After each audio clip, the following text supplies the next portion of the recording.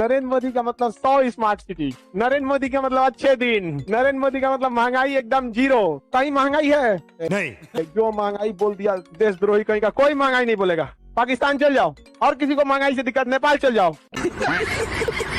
2014 में एक महान व्यक्ति ने वादा किया था कि हम काला धन लेकर आएंगे, लेकिन इत्तेफाक से काला धन उसे कहते हैं जिसके बारे में किसी को पता न लगे। ठीक है, समझ गया। काला धन तो लाए नहीं, उल्टे उन्होंने इलेक्टोरल बॉन्ड ले दिया कि आप चंदा हमको या कांग्रेस को, बीजेपी को, जदयू को, आरजेडी को, किसी को भी चंदा दे दीजिए, बताने की जरूरत नहीं है चंदा कहाँ से आया। नहीं समझा गया? कितना काला धन आ गया पता ही नहीं चला, जबकि उन्होंने ही बोला था कि इतना काला धन विदेश में है कि यदि वो काले धन को लाया जाए तो देश के हर एक नागरिकों को 15-15 लाख रुपए मुफ्त में मिल जाएंगे। इस सज्जन को क्या तकलीफ है भाई?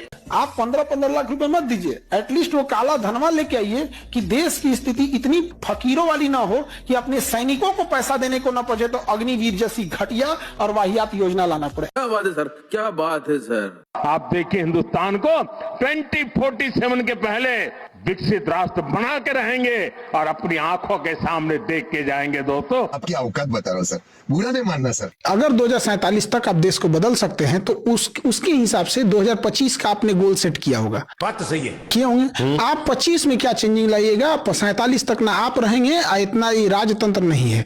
ये सबसे बड़ा बेवकूफ बनाने का तरीका है। जब आप 2015 में रहेंगे तो कहिएगा 2022 में किसानों की इनकम दोगुनी कर देंगे। हो गया दोगुना, आत्महत्या रेट भले बढ़ा होगा। क्या बात कर रहे हैं? नहीं हुआ। नहीं, ये सबसे बड़ा बेवकूफी है ये चीजें।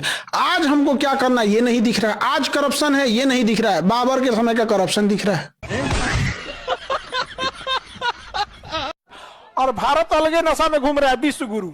ऐसे तुमको श्रीलंका आंख दिखा के जा रहा है, मालदीव विश्व गुरु है, विश्व गुरु। लाइचीदाना बराबर देश मालदीव हमारे सैनिकों को वापस भेज दिया।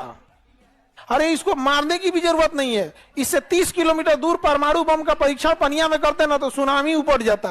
सही पकड़े हैं। याद रखिएगा, इस देश को अगर कोई सबसे ज्यादा बर्बाद कर रहा है तो न्यूज चैनल पे बैठी ये 20 कन्याएं, ये चोट्टे सब देश में बैठकर मुख्य मुद्दों पे चर्चा नहीं करते हैं। सब चोट्टा सब ये सशस्त्र विद्रोह कराएगा सब देश में। तुम देखना, इनके बाप का देश नहीं है इन हरामियों का, क्योंकि हिम्मत नहीं है कि बलात्कारी नेताओं से सवाल पूछ सके। उन्नाव का एक रेपिस्ट था, उसके खिलाफ हम आवाज उठाए थे। अच्छा। और हम बोले थे कि जमानत कैसे दे दिया गया, तो वो हमारा ऊपर केस कर लिया कि तुम खिलाफ कैसे, हम कभी दिखाएंगे आपको। हम कहते कर ले केस। क्या बात है सर, क्या बात है सर। पहचान गए, इसको पहचान गए। इसको बेचारा को तो मंदिर का घंटी बजा दिया है, कोई भी आता है बजा के चल जाता है। कभी कोई भड़ुआ बोल देता है, कभी कोई दलाल बोल देता है। अरे भाई साहब, इनको तो बस पूछता है भारत। अरे क्यों पूछता है भारत? ये एक दिन जीडीपी पे बहस कर रही थी, हमको बड़ा हंसी आया कि भाई साहब जीडीपी पे बहस करने निकले। इनको पता भी होगा कि जीडीपी निकलता है कितने टाइप से।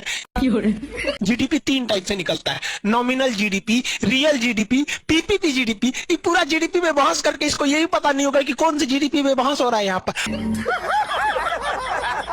और ये लोग जीडीपी में बहस करने लगते हैं। हमारी 142वें नंबर की मीडिया लगता है आपके मुद्दों को उठाएगी।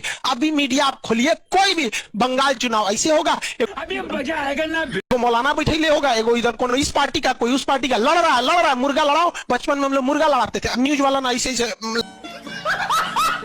आजादी अगर भीख में मिले तो क्या वो आजादी हो सकती है? आप खुद बताइए। वो आजादी नहीं थी, वो भीख थी। और जो आजादी मिली है वो 2014 में मिली है। अभी मजा आएगा ना।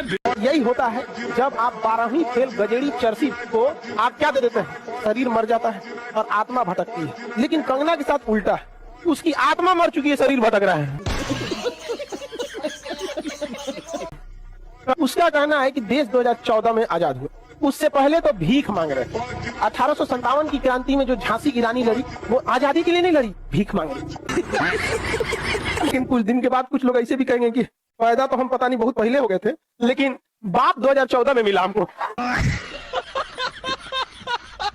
प्रॉब्लम क्या है ना कि हम लोकतंत्र में नहीं है, हम भीड़ तंत्र में। अगर हम आज प्रधानमंत्री से ये सवाल कर देते हैं कि आपने बड़ा उम्मीद से बोला था कि हमारे यहाँ 100 स्मार्ट सिटी होंगी, सही पकड़े हैं। ये मेरा मुजफ्फरपुर, पटना, भागलपुर स्मार्ट सिटी होने वाला नहीं हो पाया, गंगा साफ नहीं हो पाई, महंगाई कंट्रोल नहीं हो पाया।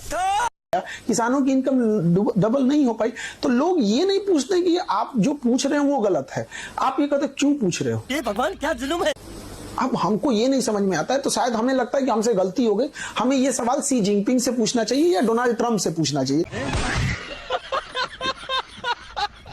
क्योंकि हमारे यहाँ तो लोग नाराज हो जाते हैं। या तो फिर हमको मनमोहन सिंह से पूछना चाहिए, नेहरू से तो पूछेंगे नहीं।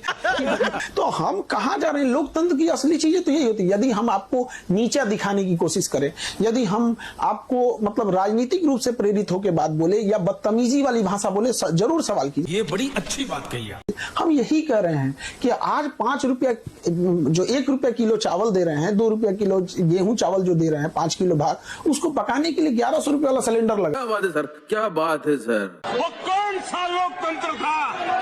पंडित नेहरू को बिठा दिया गया। अगर देश के पहले प्रधानमंत्री क्या सरदार वल्लभ भाई पटेल होते तो मेरा कश्मीर का ये हिस्सा आज पाकिस्तान के पास न होता। अभी बदत है भाई, अभी बदत है। इलेक्शन होता है इंडिया में 1951 में, और सरदार पटेल जी की आकस्मिक मृत्यु होती है 1950 में, तो फिर कैसे बना सकते हैं? जब आप कोई इंसान इलेक्शन से पहले ही मर जाते हैं, तो अब कुछ लोग का कहना है कि नहीं, जो एंट्रीम गवर्नमेंट थी 3 साल की ना, उसमें क्या कर लेते? लॉर्ड माउंटबेटन बैठा हुआ था, आपका सेनापति नहीं था।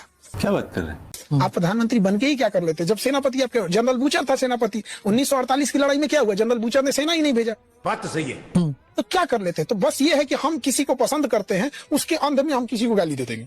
सही पकड़े हैं। आज बिहार के करीब 9 करोड़ जरूरतमंदों को मुफ्त राशन मिल रहा है, और मोदी की गारंटी है अगले 5 साल भी मिलता रहेगा।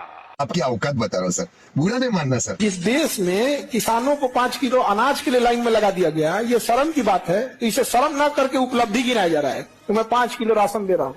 इससे शर्म की बात क्या हो सकती थी? गजब बेइज्जती है।